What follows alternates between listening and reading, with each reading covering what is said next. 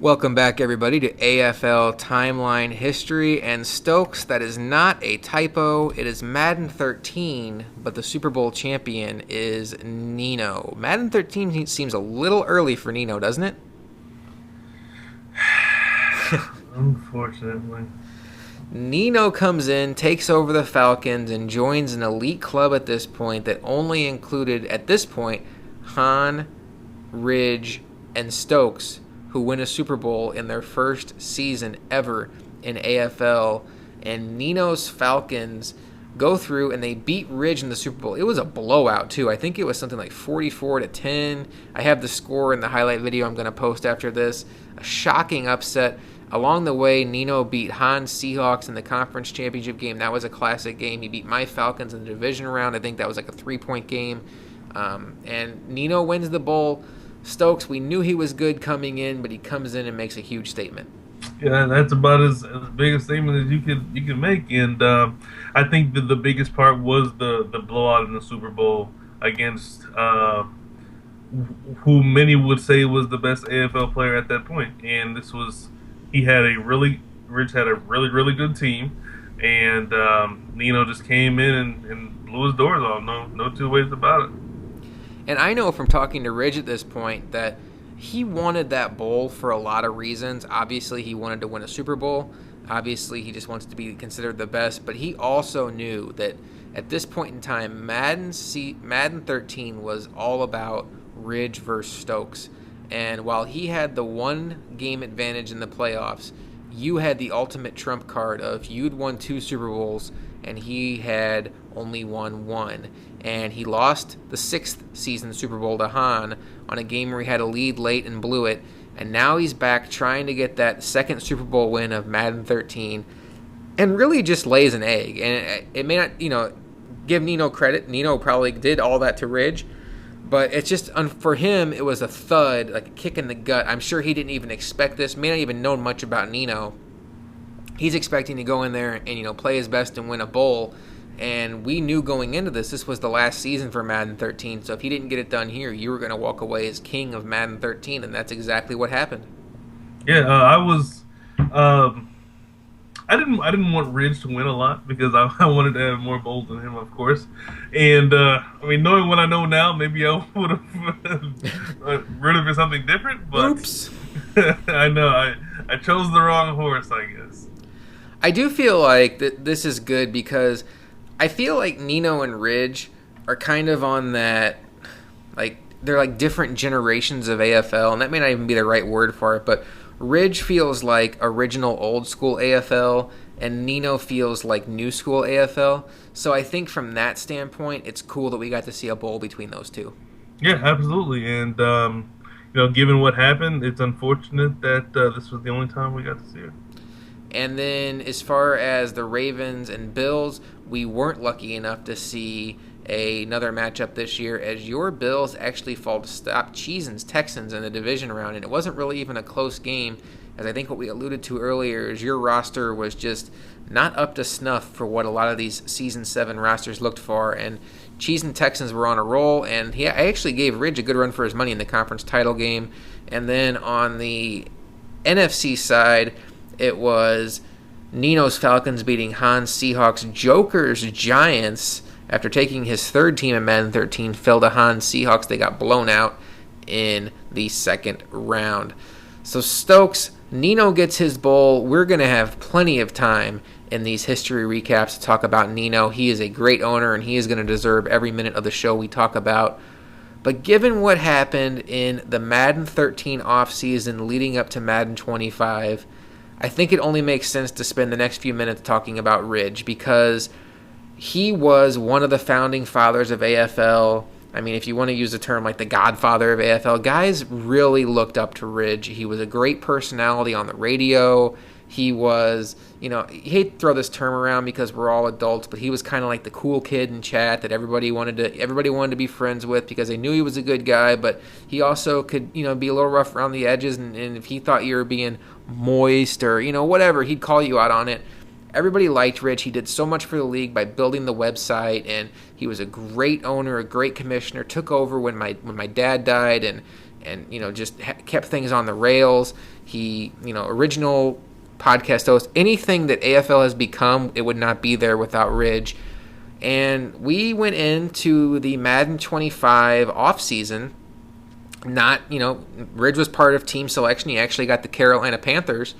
And then Ridge got a call from a buddy of his that he had an opportunity outside of the video game world professionally. I'm not going to share anything until I know I can, but he had a pretty cool opportunity that was going to take some time away from his time to play video games, and Ridge had to step down, and it was kind of a kick in the gut, Stokes.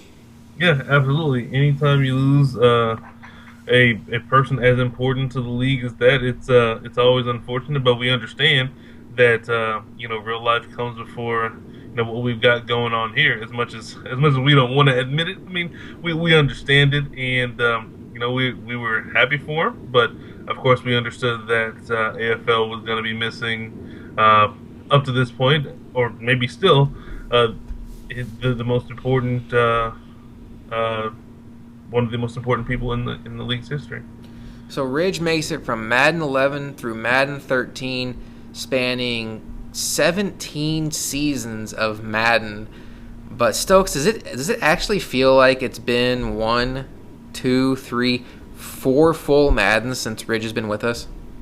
It really doesn't. You don't realize how much time has gone past, and we've had more bowls without Ridge than we've had with him in the league, and that's crazy to think about, because I mean we still reference him oftentimes over the course of the day, because a lot of the guys say we miss the days when Ridge would just say tell someone to stop being moist and stuff like that, and it's just surreal sometimes to think that he's been gone for so long. I did misspeak a little bit. It wasn't 4 full Maddens. I think of Madden 25 as 2 different Maddens because the PS3, PS4. So it was Madden 25 PS3, Madden 25 PS4, all of Madden 15, all of Madden 16. So Stokes, RVD and Magic and I were online the day that Ridge private messaged us and told us about what was going on. And he actually messaged me first, and he and I were talking privately. And I just said, okay, so, this is great. I'm super happy. I mean, look, Madden is great. It has a great part in my life, but I would never, ever, begrudge anybody for passing up for taking an opportunity in their life. So I was super happy for him in that regard.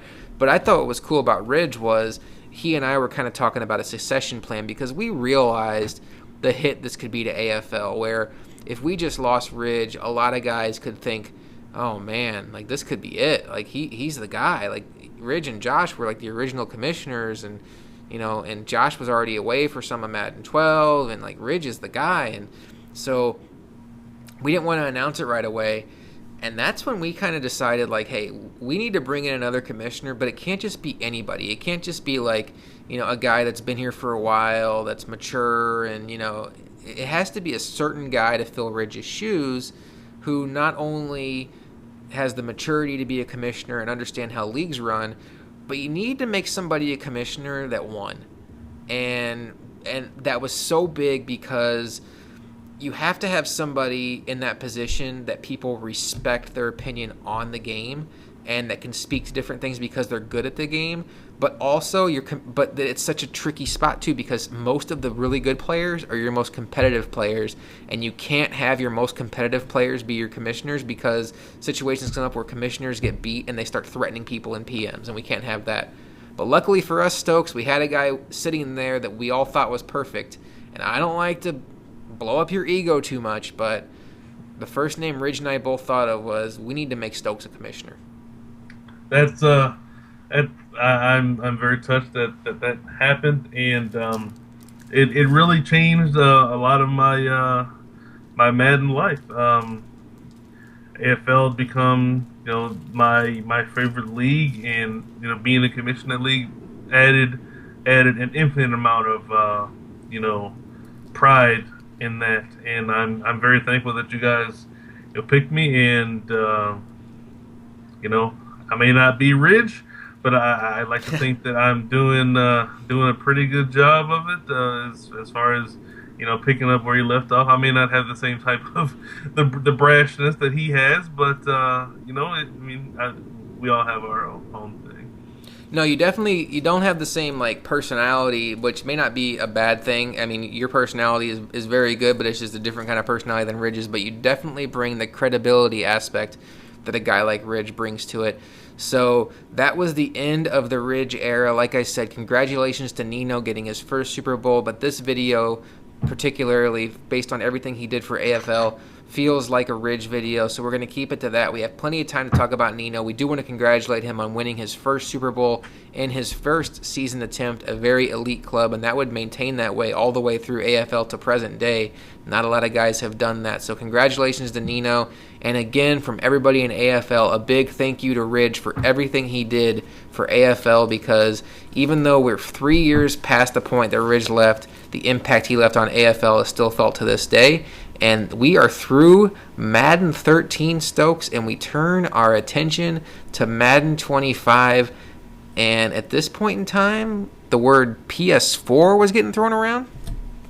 Oh, yeah. Well, not for me, but yeah. The new system was going to come out, and the new Madden. So that was very important that, you know, a transition to a new system that can change a whole lot of stuff. So that was something that we all had to really discuss and think about how we were going to transition as far as the league, when we would transition, how we would transition, and you know, it was important.